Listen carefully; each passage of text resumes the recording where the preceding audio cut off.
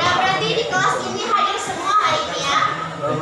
Coba beri apresiasi untuk kita semua karena hadir di kelas ini.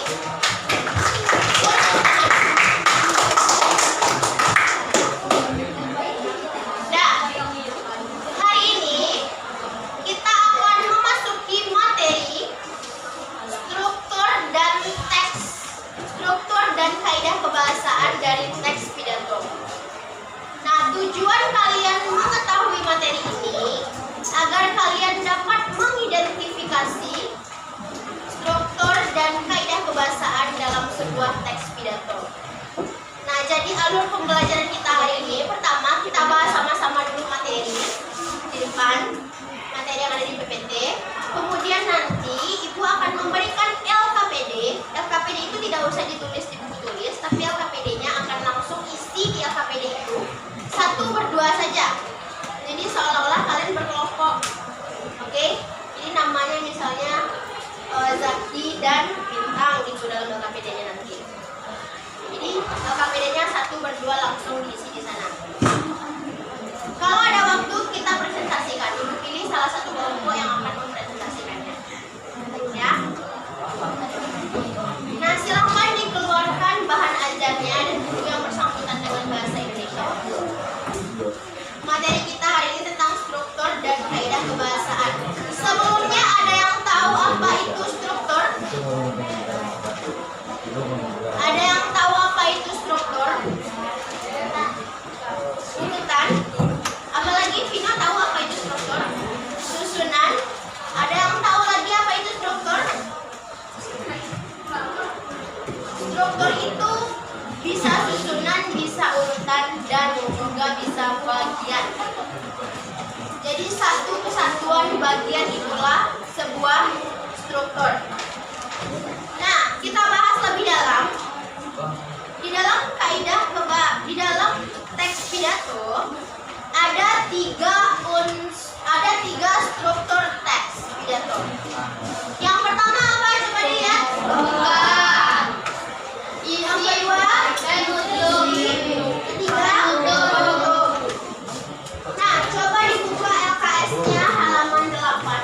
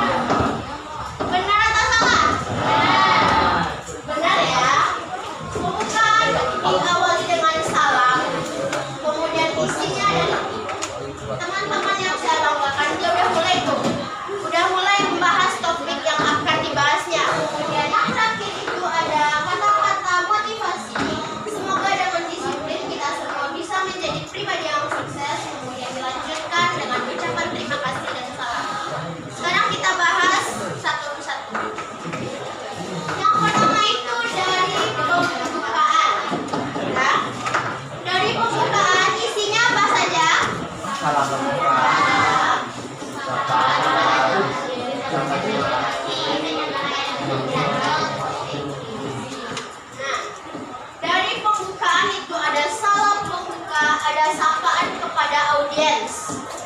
Coba dilihat di pidato tersebut yang mana yang termasuk sapaan. Ya, bisa. Yang saya hormati bisa.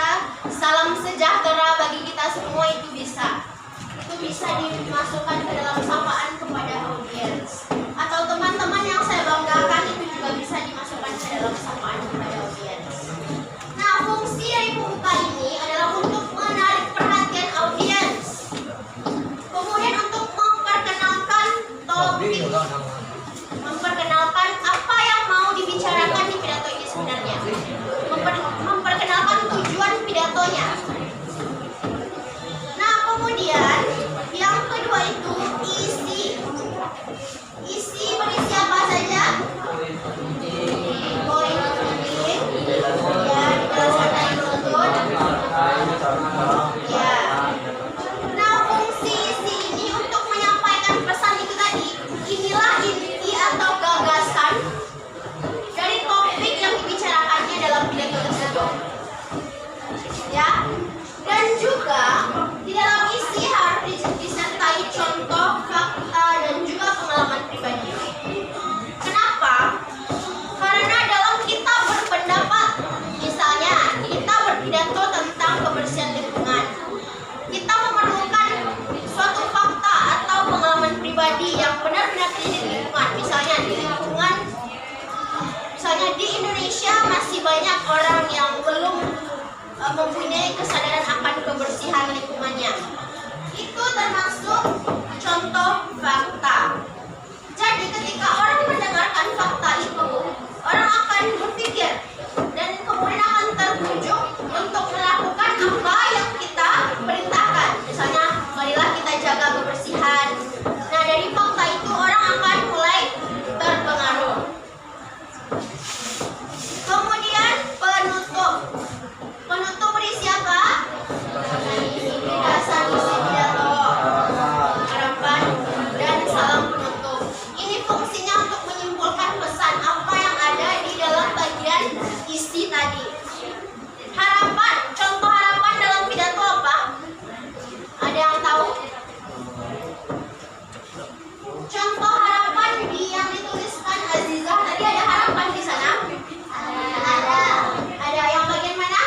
Semoga dengan disiplin kita semua bisa menjadi pribadi yang sukses. Ya, bagus. Semoga dengan disiplin itu sebuah harapan. Itu di bagian penutup. Ada yang mau ditanyakan terkait struktur? Kaidah kebahasan ada berapa? Ada 6. Yang pertama itu bahasa yang formal dan sopan. Siapa tahu mana yang bagian bahasa formal dan sopan dalam sebuah pidato? Contohnya coba dilihat di halaman 8 itu, ada nggak bahasa yang formal dan sopan? Iya, yang saya hormati. Oke, kalian. Kemudian kata sapaan atau penghormatan yang mana? Ada yang tahu? Apa? Iya, salam sejahtera untuk kita semua. Itu termasuk kata sapaan atau penghormatan juga bisa. Apalagi? Ada yang tahu lagi? Salam. Assalamualaikum ini termasuk kata sapaan. Ya, itu masuk ke dalam bagian sapaan. Kemudian kata ajakan atau pesan atau nama lainnya persuasif. Ya, nama lainnya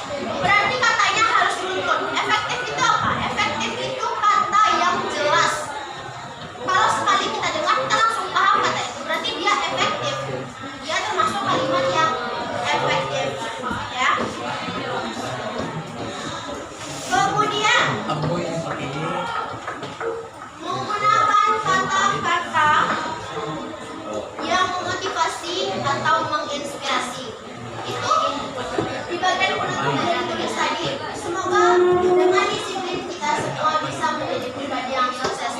Itu kata motivasi atau tidak? Ya, itu termasuk kata motivasi.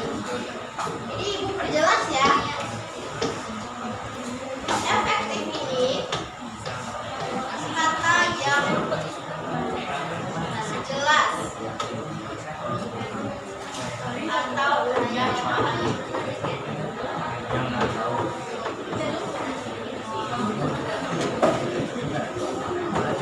Kalau persuasif, ajakan